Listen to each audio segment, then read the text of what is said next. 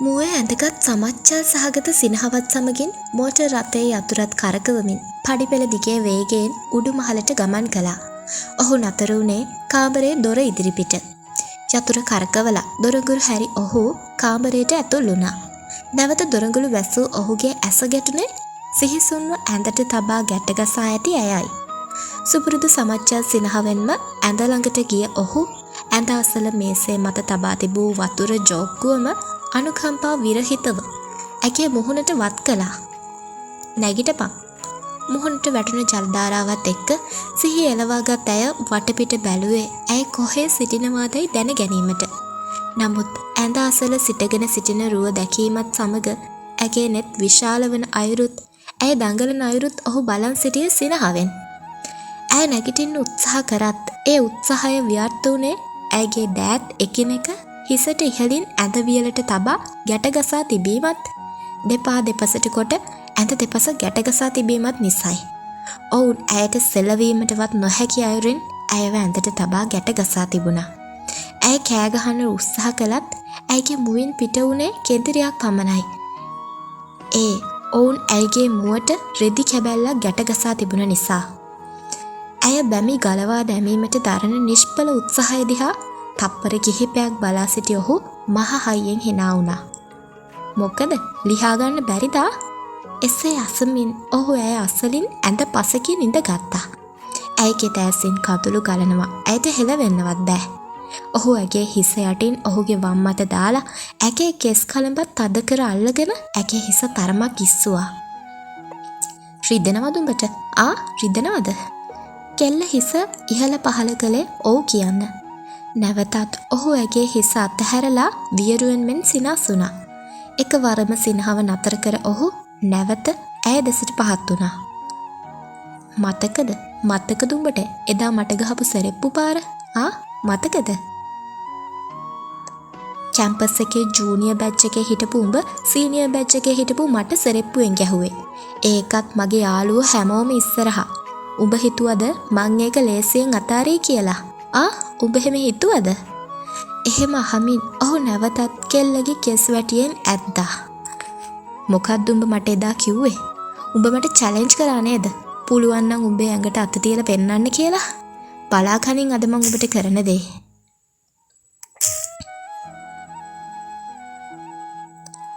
ඔහු තිහස්රු මිහින්ස.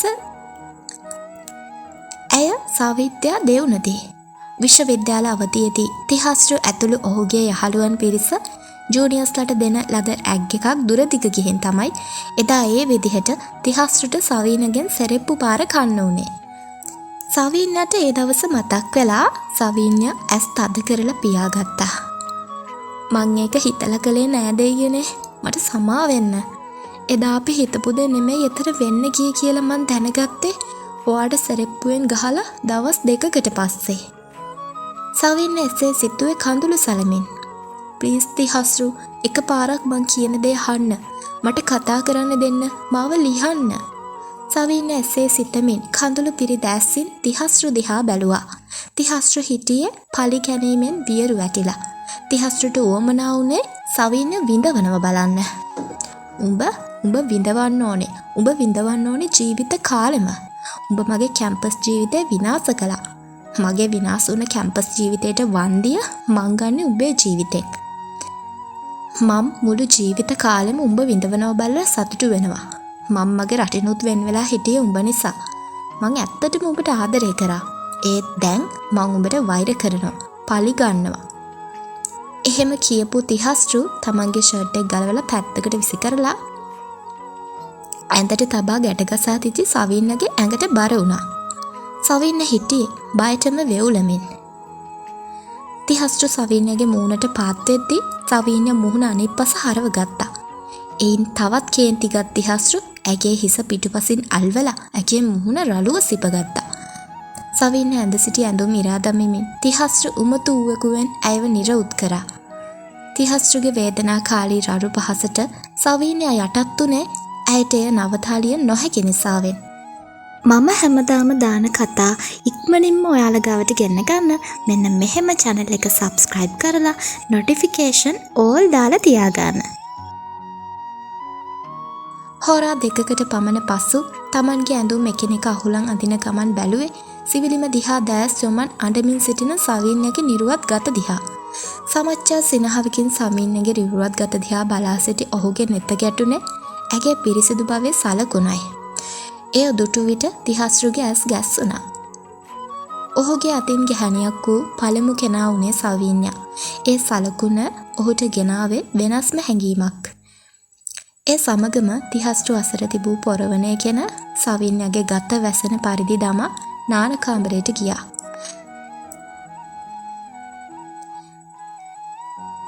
තිහස්රු සවින්‍ය අසලට පැමිණ ඇගේ මුව ගැටගසා තිබූ රුධි කැබැල්ල ගලවා දමා ඇගේ දෑත් දෙපා බැඳ තිබූ බැමි ලිහා දමා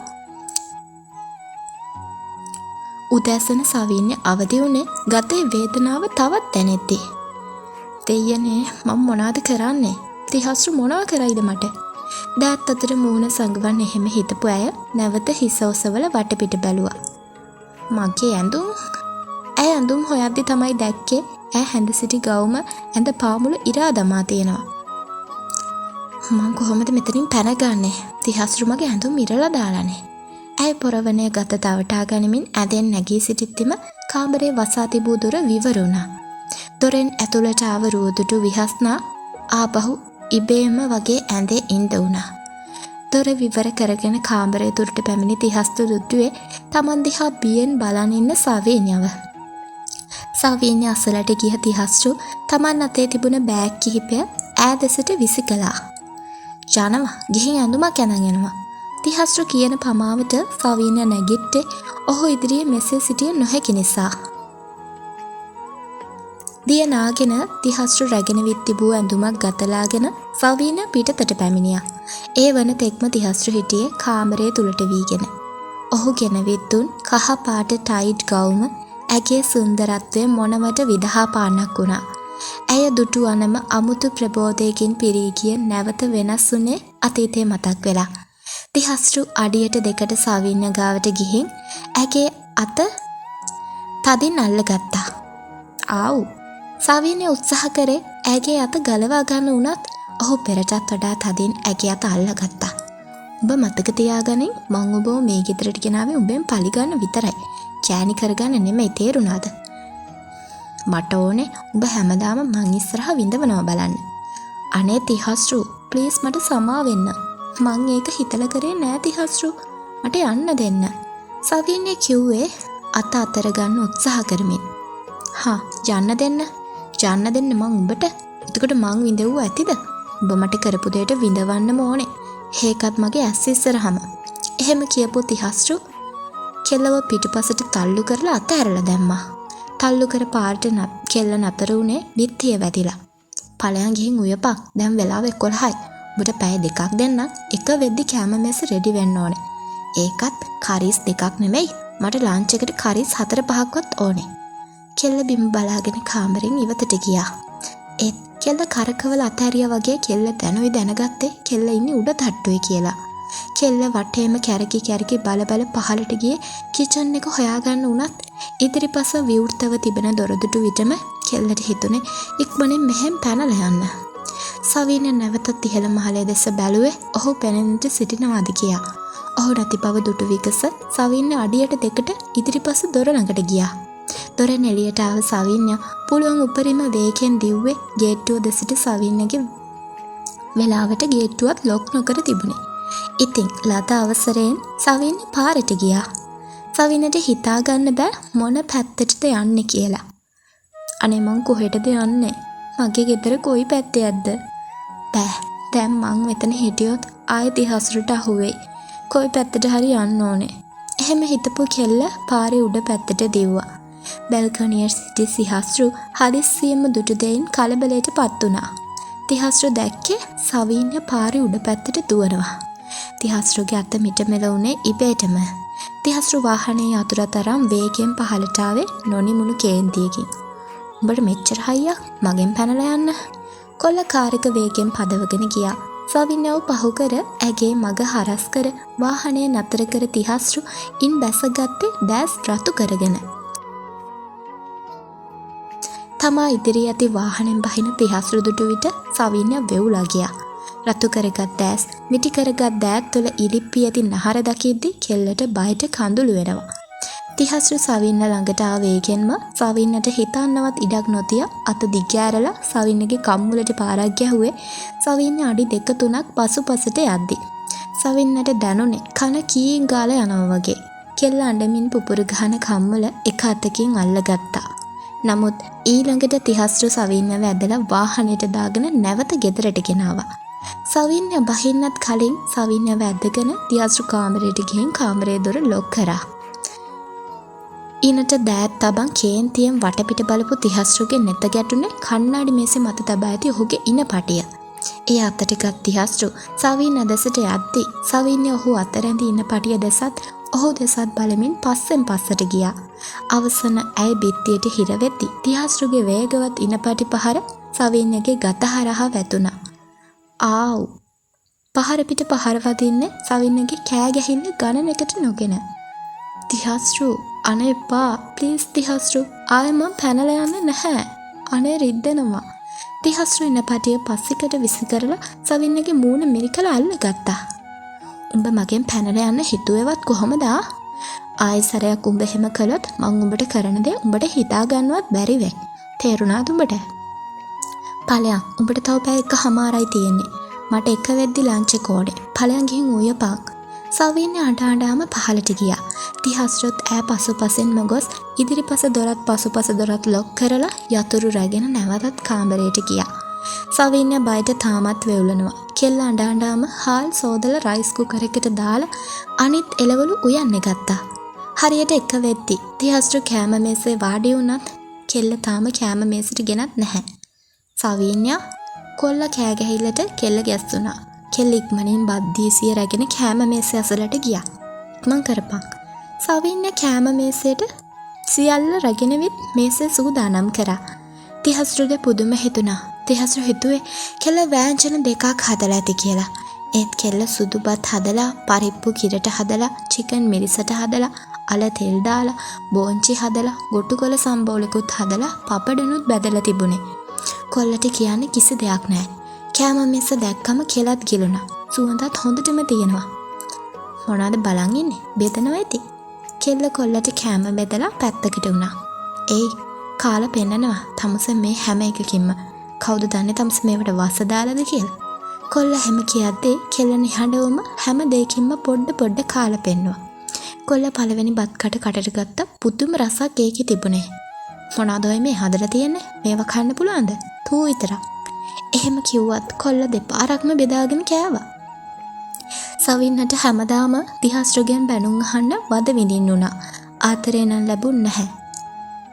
රාත්‍රියේ ඇහා යහන්ගත් වූ ඔහුට අවශ්‍ය දේ බලෙන්ම සිදු කරගත්තා. ඉන්පසු සවින්නට උනේ බිම නිදා ගන්න.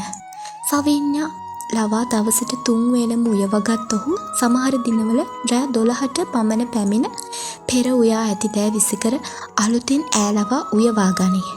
සවින්යා මිය යා නොහැකිකමට ඔහු සමග වාසය කළා. දිනක් උදෑසනම සවින්නට බඩ කලතාගෙන වමනයට පැමිණෙද්දී ඈ නාන කාමරයට දුව ගියා. ඇය මුහුණකට සෝදාගෙන ආපහු හැරෙන විට තිහස්රු නාන කාමරයේ දොර අසල සිටියත් ඔහු ඈහා කතා කළේ නැහැ. අද තිහස්රුට නිවාඩු දවසක් වූ නිසාම ඔහු නිවසටම වී සිටියේ සවින්‍ය දෙස ඇයට නොදැනෙන්න බලමින්. ගේ අතුගාමින් සිටි සවින්යා එක්වරම හිස අල්ලා ගන්නවත් සමගම වැටෙන්න යද්දී තිහස්රු වහා පැන ඇය බිම නොවැටෙනසේ අල්ලගත්තා. වහා ඇයව සෝපාව මතින් තැබූ තිහස්රු ඉක්මනින් වතුර වීදුරුවක් රැගෙන ගොස් ඉන් බිඳිති කිහිපයක් ඇගේ මුහුණට ඉස්සා. සිහින් කෙඳිරියක් සමගින් ඈ ඇස් අරිද්දි තිහස්රු ඇයට වතුර ටිකක් පෙව්වා. මොකද උනේ? කරකැවිල්ල වගේ ආවා. කෙල්ල කිව්වේ හිසට තතක් තියාගනින්. ලෑස්ති වෙලා බෙහෙත් ගන්න යන්න. ඕනේ නෑ තිහස්රු ටිකකින් හරියයි. මේ තමුසමගේ අකවුස ගන්නතු යනවා ගිහින් ලෑස්ති වෙනවා. කෙල්ල නිහඬවම නැගිටලා බිම බලාගෙන කාමරයට ගියේ ආයෙත් බැනුම් අහන්න වෙයි කියලා. තිහස්රු සවින්‍යව එක්කන් ගියේ පුද්ගලික රෝහලකට. සවින්‍ය පරීක්ෂා කරපු වෛද්‍යවරයා Congratulations Mr. Tihasru. She is pregnant. What? Are you serious? Yes. දැන් වයිෆ්ට වෙනදට වඩා හොඳින් බලා ගන්න වෙයි. මේ විටමින්ස් ටික අරන් ගන්න. වෛද්‍යවරයා අවශ්‍ය උපදෙස් ලබා දී දෙදෙනාව පිටත් කර හැරියා. රෝහලෙන් පිටතට ආවිගට තිහස්රු සවිනව ආදරණීයව වැළඳගත්තා. "Thank you සවින්යා. Thank you so much. මට මේ සතුට දුන්නට ඔයාට කොහොම ස්තුති කරන්නද?" තිහස්රු සතුටින් පවසද්දී සවින්යා ඔහු දිහා බලන් හිටියේ පුදුමෙන්. මෙපමණ කරකට නොදුටු ආදරණීය බවක් ඔහුගේ හැසිරීමේ තියෙනවා. "මං අහලා තියෙනවා ඔය කාලෙට එක ඒවා කන්න ආස හිතෙනවා කියලා. කියන්න, ඔයා කැමති මොනටද? මං ඕනේ දෙයක් අරන් දෙන්නම්." තිහස්රු කිව්වේ සවිනව පපුවට තුරුල් කරගනිමින්. "තිහස්රු මට ගෙදර යන්න ඕනේ." තිහස්රු hina වෙලා ඇගේ නළලත සිඹ ඇයව වාහනේ වාඩි කෙරෙව්වා. රෝහලේ සිට නිවසට පැමිණි මොහොතේ පටන් නිදා සිටි සවින්යා අවදි වෙද්දී තිහස්රු ළඟම ඇගේ හිස අතගාමින් ඈ දිහා බලන් ඉන්නවා. මගේ නෝනා නැගිට්ටද? ජන් ඉක්මනින් වොෂ් එකක් දාන් එන්න." තිහස්රු ඒත් මෙන්න මෙහෙ එන්න. තිහස්රු සවින්යව දෝතට අරගෙන නාන කාමරයට ගියා. සවින්යව වතුර මල යටින් තියලා ඔහුත් ඇය අසලින්ම තුරුලටගෙන ෂවරේ හැර දැමුවේ දෙදෙනාම නැහැවී යන අයුරින්. සවි කෙල්ල පුදුමෙන් තිහස්රු දිහා බැලුවේ. ඇයි ඉතින් කවදාවත් තිහස්රු හැම කතා කරලා නෑනේ. "මොකද හොම බලන්නේ? මේක හැඳ ගන්න. මං ඉක්මනට එන්නම්." සවින්න මුකුත් අහන්නත් කලින් තිහස්රු කාමරෙන් එළියට ගියා. තිහස්රු කාමරෙන් එළියට යනවත් එක්කම කාමරයට ආවේ ලොකු මේකප් බොක්ස් එකක් අතින් ගත්ත තරුණියක්. "අපොයි නංගි, තාම ටවල් එක පිටින්නේ. කෝ ඉක්මනට ගිහින් සායයි ජැකට් එකයි අඳන් එන්න. ඉක්මන් කරන්න." ඇය hina වෙලා සවින්නට නැවතත් නාම කාමරයට යවුවා. "මොකක්ද මේ වෙන්නේ? ජැකට් එක අඳගෙන කියලා නේද කිව්වේ?" "ඒත් තිහස්රු මට දීලා තියන්නේ ඒකද?" සවින්න තිහස්රු දීපු බෑග් එක බැලුවා. ඒකේ තිබුණේ රන්වන් පැහැ සාරියක්. සවින්න ජැකට් එකයි සායයි ඇඳන් නාන කාමරෙන් එළියට ගියා. සවින්න වන්දපු බියුටිෂියන් කාමරෙන් එළියට යන විටම ඇතුළට ආවේ තිහස්රු.